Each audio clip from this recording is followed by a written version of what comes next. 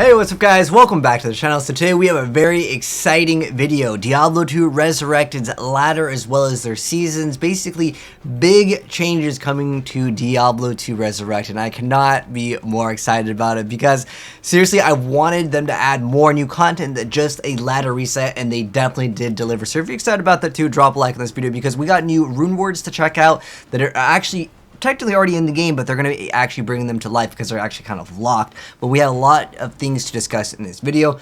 There is a post as well as a very long live stream. I'm going to provide those sources down below, but I'm here to give you guys kind of the condensed version of the too long didn't watch and or read the entire post. So let's go ahead and kick it off really quick with what's going to be coming with these new Diablo seasons and these new ladder changes. So first off, there's no official release date for these. We don't know, not even on the PTR yet.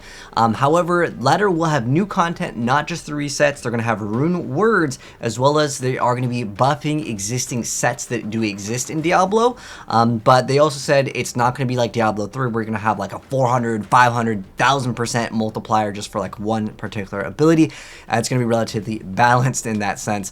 But as far as how long the seasons will be lasting, it's not going to be super long or super short. They decided to go for a 4-month set of seasons, so I'm curious to know how you guys feel about that. They're going to be buffing everything for the most part. There is no confirmation on really a nerf, but technically with Thorns there's a weird change with it for some builds, but we'll get into that when we talk about Thorns.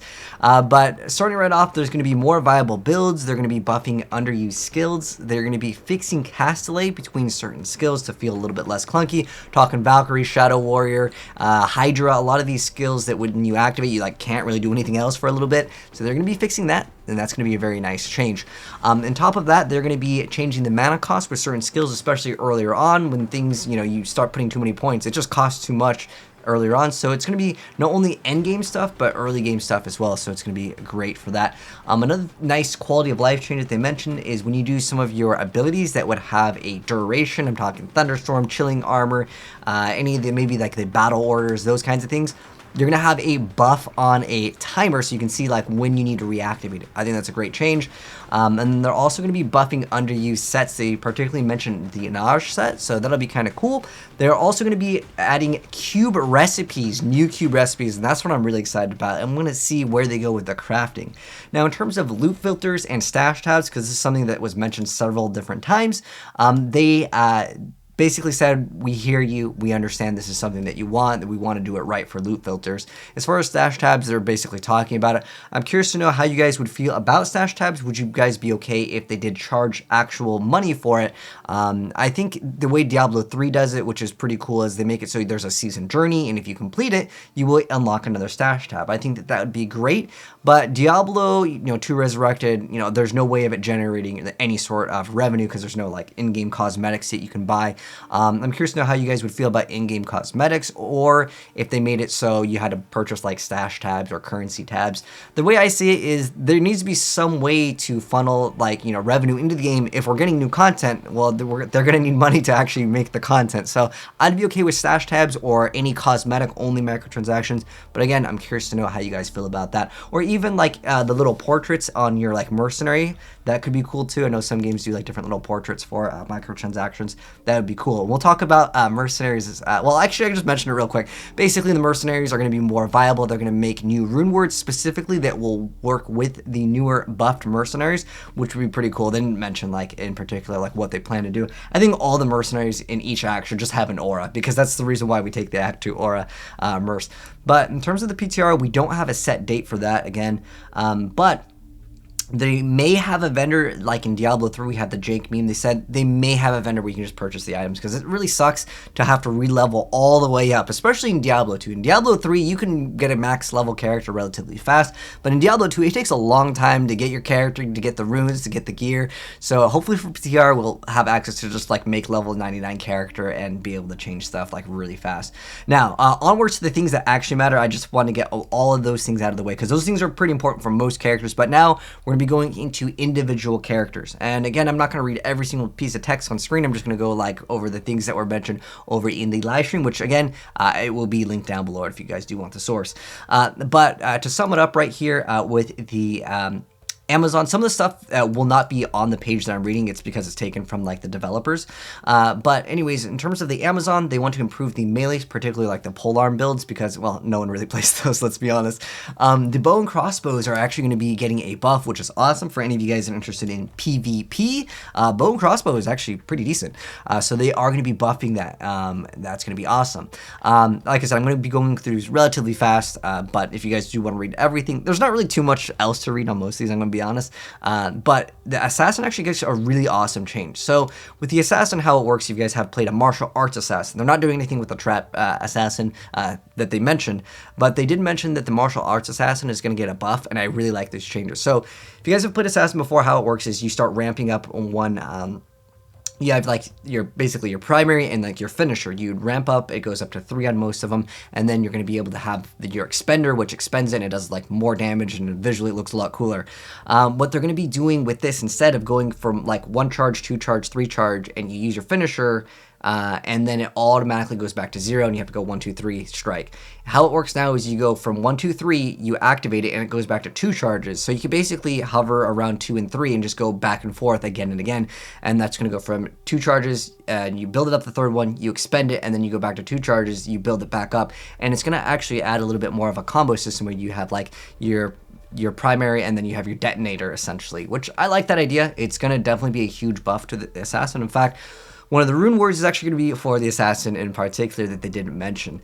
Next up, as far as the Barbarian goes, they do want to add more to the Barbarian. Basically, this is what they mentioned. They want to make it so throw skills will have enhancements. So basically, throwing barbs are going to be getting a buff. They're going to make the leap a little bit less clunky, so that's going to be cool. And Frenzy is also getting a buff at the end of the day.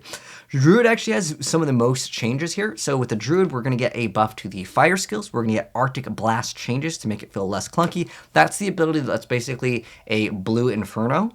Shape-shifting is going to allow you to cast elemental buffs. This is really good. That way you don't have to like go out of shape-shifting, cast your ability, then go back into shape-shifting for the shape-shifting druids, which is awesome. And they're also going to be buffing it. They particularly mentioned DPS as well as the endgame viableness of being a shape-shifting druid. Technically, it is viable. You can actually have an insane amount of HP, but like its clear speed is not necessarily the best because it just doesn't clear out like you would with like, let's just say, a sorceress like Blizzard.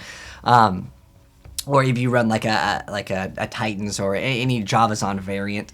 But on top of that, the Summon Druid will be getting buffed. Not only, they mentioned Bear in particular, that's something that they did say, and then also there's going to be buffs and kind of nerfs in a sense with the Thorns, the way it works. Now, they were talking about this during Druid, so I'm not sure if this only affects the Druid.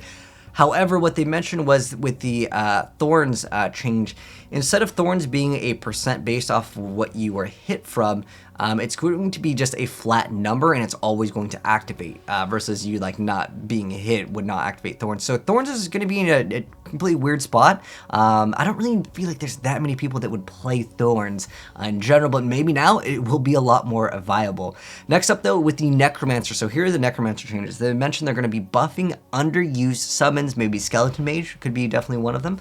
On top of that, they're going to be buffing the bone skills. So that's going to be like Bone Spear, maybe like Teeth as well. Maybe Spirit, but they are actually already pretty decent. On top of that, they are actually going to be buffing the weakened skills, so that's going to be curses. Because with Necromancer, a lot of times how it works, if you guys didn't play Necromancer, you just put like 1 point to one of the curses, and that'd be pretty much all you needed. But now I'm guessing they're either going to add some synergies, or maybe some way to work it in when the enemy is cursed with this skill does more damage or something. Basically, they wanted to improve them, which is going to be a buff. Which I really like these changes because it's not going to make anyone upset because they're not nerfing anything. So as far as the Paladin goes, they mentioned over here Fist of the Heavens, which is actually already a pretty decent skill. It's just really slow for PvE.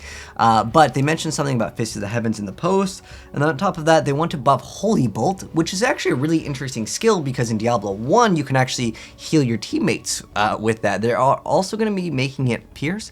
And they're going to make it so there's going to be more AoE for the offensive aura. So again, overall buffs with the Paladin. In fact, Paladin is one of the best like classes in the game with like the Hammerden, the Smiter.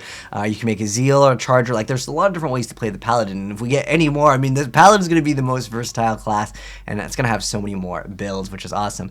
And then on top of that, the Sorceress is getting some changes. They mentioned Hydra, Frost Nova, as well as the Lightning Sorceress in general. There's going to be a buff to like Lightning Storm. So I'm really curious to see how the Sorceress goes with that.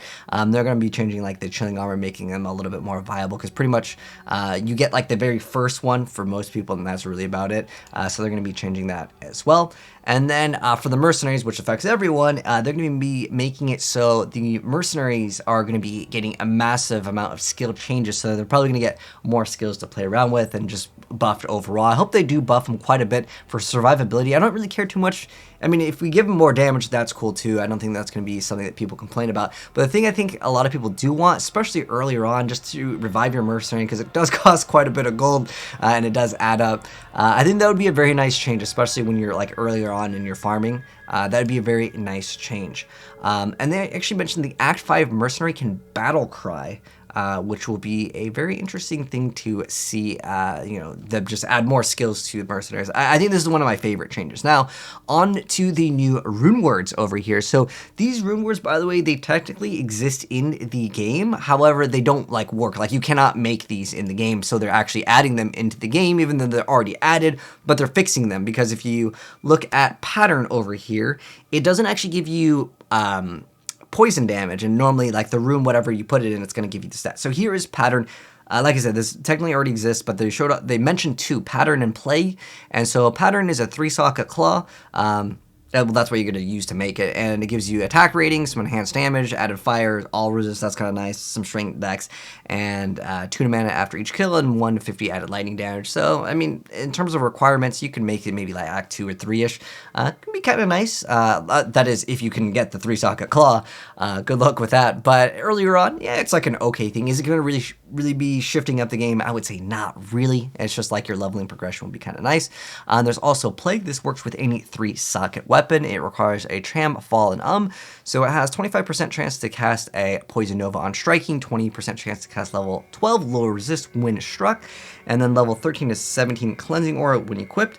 1 to 2 to all skills, you get 7 extra bonus damage to demons, and then negative enemy poison resistance and deadly strike based on character level, and then add some fire damage, and then you get a chance for open wounds and freezes target +3 and 10 to strength. So it's just going to be really shifting up the game. I think this is a very cool item for sure if you're able to like make use out of it. I'm curious to know what you guys plan to maybe use this for. I think it could be good for a Druid as well. If you want to do any like poison Druid, I think that would be very awesome. But like I said, if you guys want to read or watch the whole thing, I'll link it down below, but I just wanted to go ahead and cover all in like one little short condensed video for this one. But yeah, they mentioned that live stream ad that I already mentioned here. But how do you guys feel about these changes and this update? I'm really excited. For me, it's just the announcement of new rune words is all I needed to hear, and I'm really hyped up about it. I didn't even think that they would ever change and buff up skills, but that's definitely going to be a welcome to it, as they didn't even say anything about nerfs, which again is the most exciting thing, because when you nerf something, some people are like, oh, I'm quitting the game, this is my favorite build. And there are people like that with some games. Like they nerf that one build, they're done for this season, or until it gets buffed, that's all they want. So I like these changes overall. Let me know, guys, what you guys would like to see, and if you guys do want to see the gameplay of the PTR, as soon as it is available, I will be covering that definitely, and I'll get you guys gameplay of it very soon. In fact, Diablo 2 Media XL, they just dropped their new season, and I do definitely need to record that. So if you guys are new here and this is your first time and you do want to see more at Diablo as well as other gaming content, hit subscribe, turn the bell, and you'll definitely see more very soon. But let me know your thoughts down below. I'll catch you guys in the next vid. I'm out. Peace.